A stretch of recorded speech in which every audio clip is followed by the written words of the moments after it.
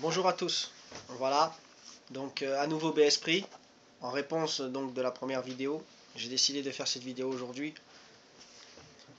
de par les messages de soutien que j'ai pu recevoir, les différents, je dirais, appels de personnes qui m'ont encouragé, pour les remercier déjà dans un premier temps. Donc merci à vous, et aussi pareillement différents appels que j'ai pu recevoir, messages des personnes qui ont, je dirais, non pas apporté quelques petites critiques, non pas dans le but de, je dirais, de casser, mais dans le but véritablement de m'aider. Donc j'ai bien pris note de ces critiques, et voilà, je tenais à vous spécifier quand même que la première vidéo qui avait été faite n'avait pas été prévue comme cela. Comme vous pouvez voir, le soleil se couche, donc manque de luminosité, ce genre de choses. C'était pas prévu que je parle aussi longtemps.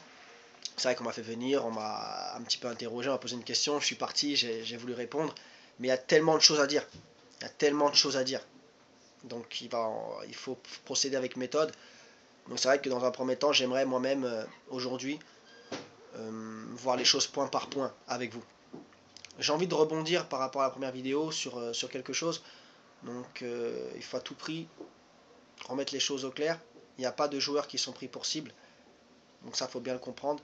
Il n'y a pas de personnes bien précises qui sont pris pour cible. Moi, je parle dans la globalité.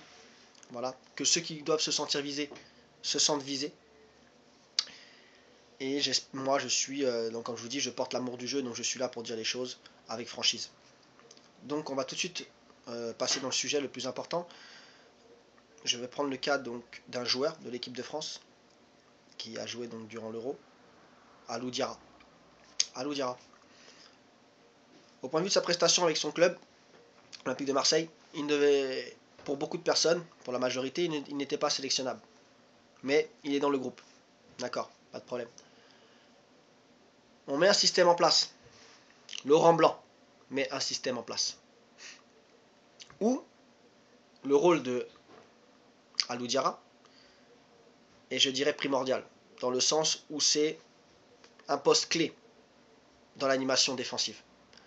Il met un système en place basé sur la contre-attaque.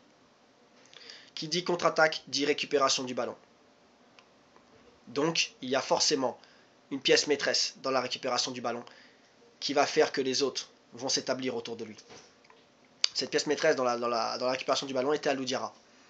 Donc Alou Diarra a été mis dans un système de jeu afin qu'il puisse briller, tout simplement. Donc ne vous étonnez pas à savoir pourquoi, est-ce qu'il a fait des bons matchs, etc. Le système qui a été mis en place par Laurent Blanc était fait pour que Alou Diarra brille. Pièce maîtresse, point barre. C'est tout ce qu'il y a à savoir. Les questions qu'il faudrait se poser, c'est qui est l'agent de Alou Diarra? Qui est l'agent de Laurent Blanc? Et vous aurez les réponses par vous-même. La cote de Alou Diarra à l'Olympique de Marseille durant cette saison a chuté. La cote de Alou Diarra après l'Euro a augmenté. Quelles sont les négociations qui ont eu lieu derrière tout ça? Ça, on ne nous le dit pas pour le moment. La seule chose qu'on sait, c'est que Laurent Blanc ne reste pas. Il a fait son travail, il a fait ce qu'il voulait faire, système mis en place, comme on en a parlé déjà, et il ne reste pas. Deux choses à retenir. Qui est l'agent de Alou Diarra, qui est l'agent de Laurent Blanc. Et vous aurez les réponses par vous-même. Voilà, c'était le petit point que je voulais voir avec vous. Je vous dis à très bientôt pour la prochaine vidéo.